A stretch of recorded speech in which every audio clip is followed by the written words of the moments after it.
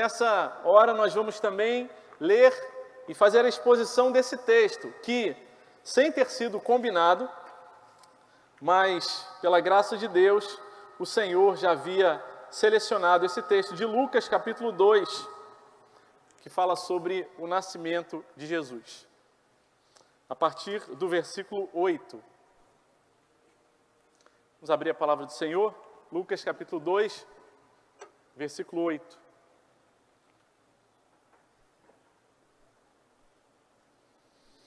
A palavra de Deus diz assim: havia naquela mesma região pastores que viviam nos campos e guardavam seus rebanhos durante as vigílias da noite. E um anjo do Senhor desceu aonde eles estavam, e a glória do Senhor brilhou ao redor deles, e ficaram tomados de grande temor. O anjo, porém, lhes disse: não tenham medo, estou aqui para lhes trazer boa nova de grande alegria, que será para todo o povo. É que hoje, na cidade de Davi, lhes nasceu o Salvador, que é Cristo o Senhor. Isto servirá a vocês de sinal. Vocês encontrarão uma criança envolta em faixas e deitada em manjedoura.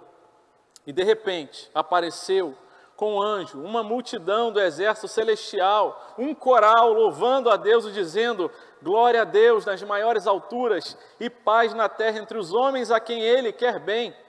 Quando os anjos se afastaram deles e voltaram para o céu, os pastores disseram uns aos outros: vamos até Belém e vejamos os acontecimentos que o Senhor nos deu a conhecer. Foram depressa e encontraram Maria e José e a criança deitada na manjedoura. E vendo isto, divulgaram o que lhes tinha sido dito a respeito deste menino. Todos os que ouviram se admiraram das coisas relatadas pelos pastores. Maria, porém, guardava todas essas palavras, meditando-as no coração. E os pastores voltaram, glorificando e louvando a Deus por tudo o que tinham ouvido e visto, como lhes tinha sido anunciado. Amém. Amém. Graças a Deus, hoje nós podemos contar a respeito da boa nova de grande alegria para todo o povo. Nós estamos nesta ocasião relembrando essa noite. Essa noite que faz diferença na minha e na sua vida no dia de hoje, não apenas no dia de hoje, mas durante todo o ano. E nós estamos tão alegres e gratos ao Senhor por essa boa nova de grande alegria. E ao olharmos para esse texto, nós podemos lembrar de alguns princípios que envolvem esta boa nova de grande alegria, a qual foi trazida para cada um que o Senhor tem escolhido, aqueles ao quem o Senhor quer bem. A boa nova de grande alegria. Esse texto ele está no capítulo 2 de Lucas, o mesmo autor do livro de Atos que temos exposto. E no livro de Atos nós vamos ver ali várias referências a respeito do tempo das coisas. E também Lucas, o autor do Evangelho, ele vai trazer para a gente essa noção de tempo muitas e repetidas vezes. O versículo 8 ele começa dizendo que havia naquela mesma região pastores, mas os versículos anteriores, de 1 até o versículo 7, vai falar sobre aqueles dias. Diz ali no versículo 1 que naqueles dias foi publicado um decreto de César Augusto, convocando toda a população, e nós conhecemos a história. José e Maria deixaram ali a cidade de Nazaré e dirigiram-se ali para a Judéia, na cidade de Davi, a cidade de Belém. E em dirigindo-se para aquela região, eles encontram dificuldade de um lugar para se hospedar. Maria, estando grávida, faz aquela viagem com grande dificuldade, com sofrimento, e encontram finalmente um lugar não muito apropriado, uma estrebaria, um lugar onde os animais eram guardados e não havia cama ou berço. E o que pôde se conseguir naquela situação foi uma manjedoura, um lugar onde os animais eram alimentados. E ali então, o menino recém-nascido, o menino Jesus, é envolto em faixas e deitado naquela manjedoura. E diz a palavra de Deus, no que nós acabamos de ler, que naquela mesma região, pastores que viviam no campo e guardavam os seus rebanhos, eles estavam ali naquela região. E o primeiro princípio desse texto é que a chegada de Jesus E o anúncio do Natal, ele não é fruto do acaso, mas é resultado do plano, da intenção, no tempo de Deus na história. O recenseamento decretado pelo imperador César Augusto foi realizado e executado humanamente por César Augusto, mas quem determinou o que acontecesse naquele tempo foi Deus. E esse deslocamento de Nazaré até Belém, foi Deus quem os levou para aquele local. Mas justamente nesse momento em que a gravidez já ia avançada, era um momento de desconforto. Era um momento em que as portas estavam fechadas e não havia lugar para se hospedar, visto que a cidade de Belém estava cheia de gente que tinha ido para o recenseamento. Mas é neste tempo, neste momento, em que as coisas acontecem, na providência e no tempo de Deus. E não por coincidência, mas por causa da providência de Deus, havia naquela região pastores trabalhando, cuidando do rebanho, cuidando daquelas muitas ovelhas que eram dirigidas para a adoração no templo, para os sacrifícios, e havia naquela mesma região, naquele mesmo tempo, esses pastores. E o primeiro princípio dessa grande boa nova de salvação para nós é que Deus tem um plano e um tempo para todas as coisas, para a chegada do Salvador, ainda que nós, humanamente, escolheríamos outro momento em que a cidade não estivesse cheia, em que aquela Maria não estivesse a ponto de ganhar o bebê. Nós teríamos talvez escolhido outro momento, mas Deus resolveu escolher este momento e resolveu se revelar àqueles homens.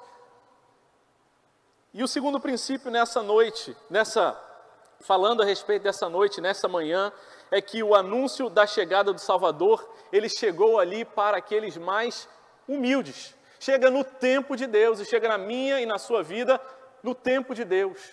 E é tão bom nós sabermos que nós temos o Espírito Santo que nos traz, no tempo dele, essas notícias, do tempo de Deus, nos dias em que nós também passamos por diversidade. No dia em que parece não haver lugar para se hospedar, em que as dores de parto acontecem, mas saiba que o tempo de Deus continua soberano na minha e na sua vida. Então descanse, ainda que seja noite, ainda que não haja lugar para se hospedar, ainda que você tenha sido injustiçado, esteja passando por sofrimento, Deus tem o tempo e Ele traz a boa nova de salvação nesse tempo para dizer a esperança no nosso Salvador. Deus também se revela não a uma corte, a um império, a reis, imperadores, mas Ele se revela a pessoas humildes, a Maria, a José. E aqui Ele se revela aos pastores. Os pastores recebem não apenas o anúncio de um anjo, e eles recebem desse anjo. E os pastores não eram figuras daquela época de um status elevado, de gente considerada honrosa ou de primeira classe, mas eles eram gente de segunda, terceira e última categoria naquela circunstância. Eles eram homens meio que parecidos com mendigos, roupas rasgadas, fedorentos, que andavam e viviam ali no meio das ovelhas e nos campos, e que guardavam aquelas ovelhas, e sequer o seu status era tão rebaixado que o testemunho de um pastor, quando ele fosse trazer ali a fala e o discurso dele para testemunhar a respeito de algum crime, alguma coisa que tenha acontecido, sequer ele era considerado como válido, porque os pastores eram esses de segunda categoria naquela comunidade, naquela sociedade. Mas a esses Deus resolve revelar essa grande notícia, e de uma forma majestosa, porque é isso que Deus faz, revela-se aos humildes, aqueles que nada são, aqueles que reconhecem que nada são. Isso não necessariamente tem a ver com a condição social, mas com a condição espiritual do nosso coração. Não é à toa que Jesus, ao começar o Sermão do Monte, ele anuncia na primeira bem-aventurança: bem-aventurados os pobres de espíritos humildes, porque deles é o reino. Dos pobres é o reino. Aqueles que são considerados de segunda categoria, a eles foi revelado a majestade de Deus. E para mim, e na minha e na sua vida, nós precisamos nos lembrar disso. Será que é um coração humilde? Será que eu me acho dono, senhor da minha própria vida? E o Senhor procura E o Senhor está à procura dessas pessoas, que Ele graciosamente alcançará e encontrará corações humildes, reconhecidos pela obra do Espírito Santo, que nada são, que nada possuem e que em tudo dependem de Deus, que em tudo dependem do seu socorro, do seu agir, e que por isso são pobres de espírito, humildes, reconhecem-se vulneráveis e não são donos e senhores de nada, nem da sua própria vida, nem na vida dos outros, em nada, mas reconhece: Senhor, não fosse o Senhor, já teríamos perecido. Deus, Ele tem, parece, uma predileção por se revelar aos mais humildes e aos mais vulneráveis, aqueles considerados de segunda classe. Lembram? Por ocasião da ressurreição, quem em primeiro lugar recebeu aquela notícia a respeito da ressurreição de Jesus no jardim do Getsêmani, não foram os homens, mas foram as mulheres, que também naquela sociedade eram consideradas como aquelas que tinham um peso menor quando testemunhassem. Deus parece ter uma predileção por corações humildes, e aqueles ainda embrutecidos, cheios de orgulho e soberba, Ele toma na mão corações duros e amassa, e torna em coração de carne os corações de pedra, para que nesses corações mais humildes, mais conscientes da sua situação de dependência, de vulnerabilidade, e que nada são, e que não têm poder sobre coisa alguma, senão o poder que Deus tem e cuida de nós, é nesses corações que a revelação do Senhor se manifesta. Soberba, orgulho e revelação de Deus e salvação da parte de Deus não podem ser escritos na mesma frase. Aqueles homens, aos pastores, é chegada esse anúncio, aos mais humildes, aqueles que são considerados nada na sociedade, aqueles que reconhecem que não são os donos nem da sua própria vida, nem de coisa alguma, e que não podem se colocar como melhores, superiores a ninguém, a ninguém. Segue a palavra do Senhor dizendo no versículo 9, o anjo então desce sobre onde eles estavam, e a glória do Senhor brilhou ao redor deles, e diz ali a palavra de Deus que eles ficaram tomados de grande temor. Não apenas um temor, um receio, talvez uma preocupação, mas grande temor. Poderíamos pensar que havia também tremor com eles, de ver aquela manifestação divina revelando-se a eles. E um anjo se aproxima e eles são cheios de grande temor. E essa também é a mensagem do anúncio da boa nova de salvação. Precisa nos deixar cheios de temor, respeito, consideração, consciência de que essa notícia é uma notícia diante daqueles que são pecadores, porque se não houver temor, não houver consciência a respeito da sua natureza e seu estado de pecado, a boa notícia não fará sentido. Antes da boa notícia, a má notícia de que somos pecadores, estamos perdidos, e assim aqueles pastores se sentiram, estamos perdidos, um anjo apareceu para a gente, assim como Isaías, lá no capítulo 6, a partir do versículo 4, depois dele ver o anjo, a glória de Deus ali, Deus sentado e os anjos dizendo: Santo, Santo, Santo, ele diz: ai de mim, eu estou perdido, porque eu sou um homem de lábios impuros e habito no meio de um povo de impuros lábios, e os meus olhos viram o Rei, o Senhor dos exércitos. É necessário, diante da mensagem do Natal, haver temor. Senhor, eu não posso achar que eu sou melhor do que meu irmão. Senhor, eu não posso achar que eu sou melhor do que a minha irmã, mas eu sou igualmente pecador, carente, desesperadamente corrupto e preciso da sua graça, Senhor. Eu preciso temer a tua presença. Eu preciso chegar à presença do Senhor com temor e tremor. E não considerar uma coisa ordinária, comum, rotineira, não. Quando Deus se revela, quando a mensagem do Natal chega às nossas vidas, ela precisa nos encher de grande temor. Falar: Senhor, tem misericórdia de mim, sou pecador. Diante da tua glória e da tua santidade, o meu destino é a condenação eterna. Por isso, diante do Senhor, com temor eu me prostro. A palavra do Senhor segue dizendo: se havia um grande temor, o versículo 10 diz que um anjo, porém, lhes disse: não tenham medo, eu estou aqui para lhes trazer boa nova de grande alegria. Se havia grande temor, a boa nova é de grande alegria. Ele diz: não tenham medo. E a boa notícia, A boa nova a respeito da chegada do nosso Salvador é que não precisamos mais ter medo. Sim, continuaremos vivendo com temor e tremor diante de Deus, mas não há mais necessidade alguma de sermos escravos e dominados pelo medo. Não há, porque ainda que a morte venha sobre as nossas vidas, ainda que o sofrimento, a injustiça, o abandono, ainda que as piores coisas possam acontecer com cada um de nós, o nosso sofrimento ele é passageiro, ele é transitório e não podem se comparar com as glórias que encontraremos no porvir, no céu, ao encontrarmos com o nosso Salvador. E quando nós temos essa consciência, todo medo se esvai.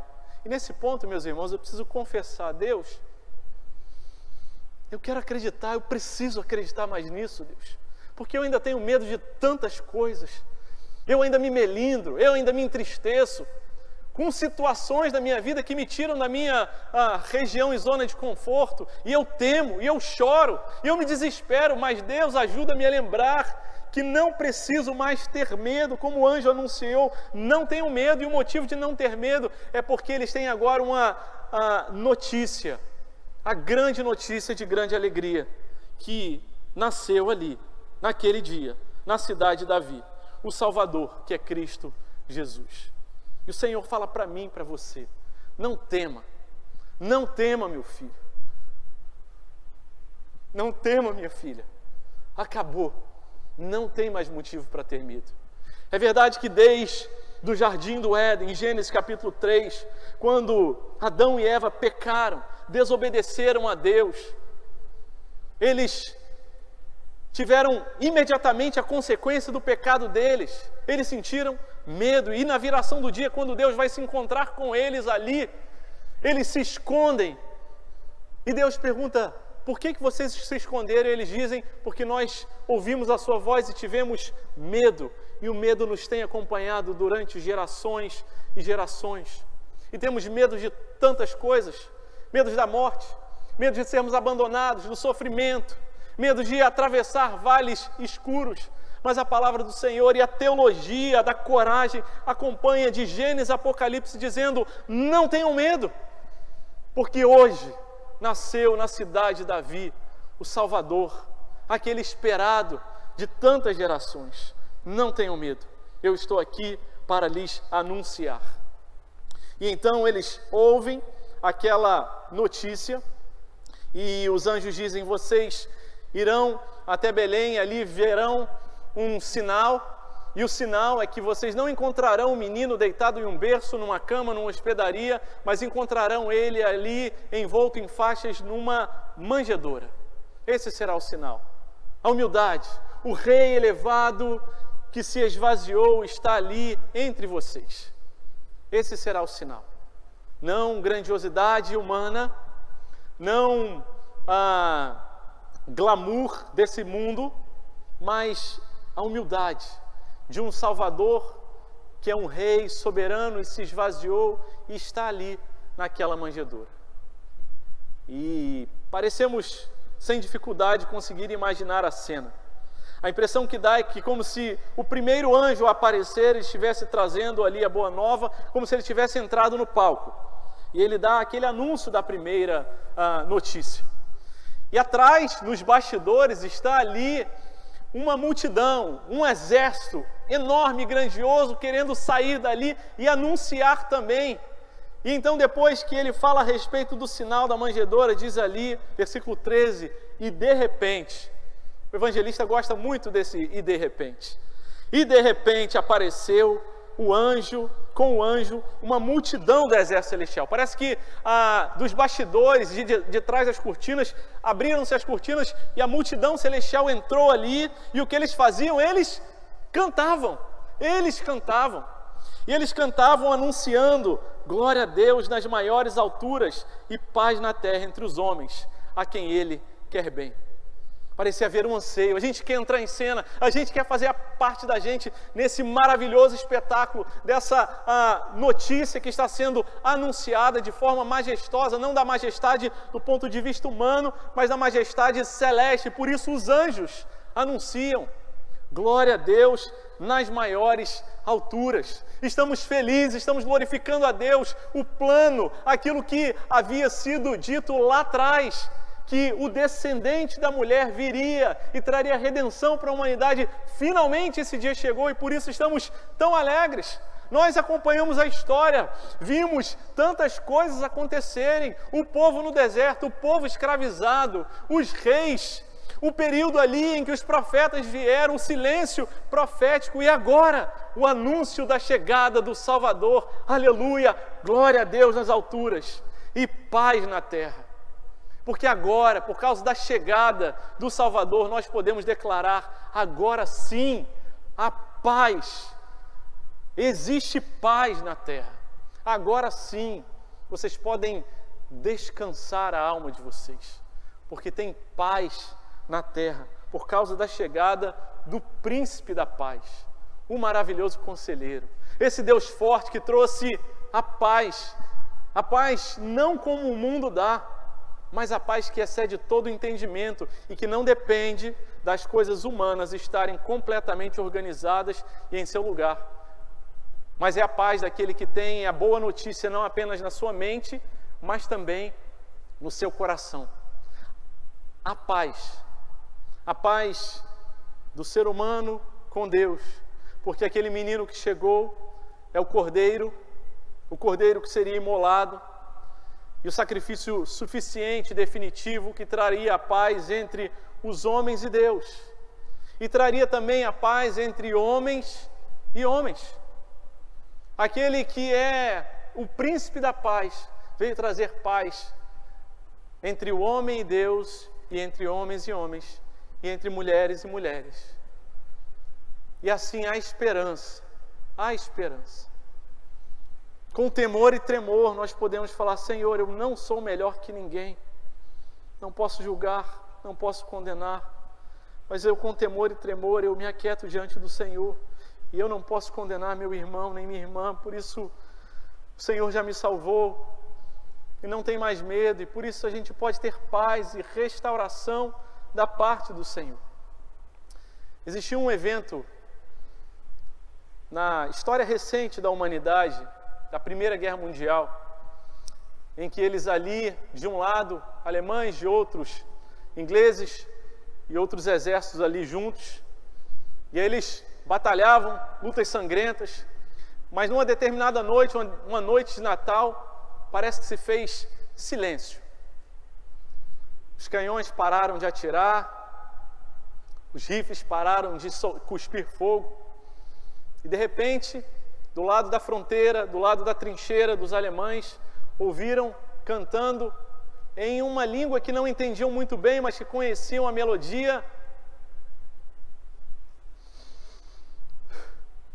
Noite de paz. E eles acenderam luzes também. Talvez tenha sido o início do culto das luzes. Você não acende luz na trincheira.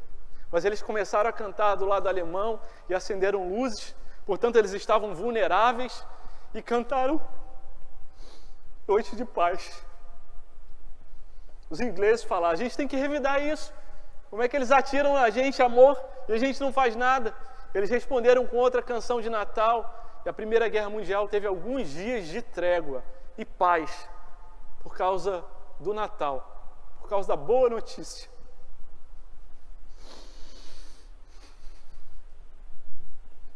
Eu sei que há trégua para a gente, a paz que vem do alto, que vem do céu, aos homens a quem o Senhor quer bem, às mulheres a quem Ele escolheu, e que não depende da gente, mas depende da operação do Senhor. A trégua da Primeira Guerra Mundial durou alguns dias, mas a paz que nós desfrutamos dura para todo sempre.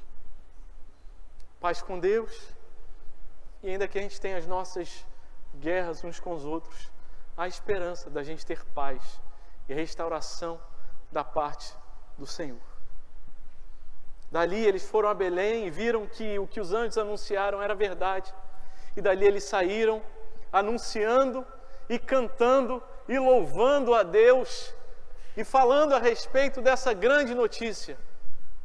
E eu vou contar uma coisa para vocês. Eles continuam cantando até hoje. Eles estavam agora aqui em cima, anunciando e louvando, e daqui a pouco vão subir de novo. E o nosso convite é que a gente não venha para esse culto, para essa audição, para assistir, mas que a gente venha junto para com esses pastores. Gente humilde, gente que tem se esforçado e se dedicado, que a gente possa sair daqui louvando ao Senhor, porque Ele trouxe paz para as nossas vidas. Aleluia.